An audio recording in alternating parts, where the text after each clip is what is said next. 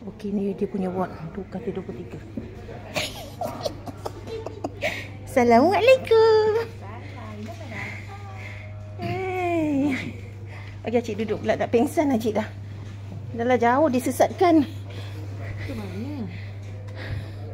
Patut lalu ilik, dia pusing balik lalu pucung.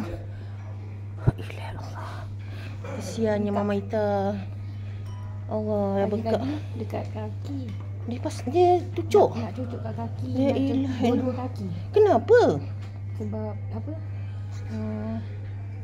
Dia kata apa, kencing manis tinggi. Lepas tu okey tak? Lepas tu dia call kawan dia kan, bos dia. Dia call. Lepas tu dia kata tak payah. Kaki tak payah. Memang lepas operate tinggi dia tu. Gila, kaki macam mana kau nak kencing? Oh. Dia dah cucuk jarum. Bodoh betul.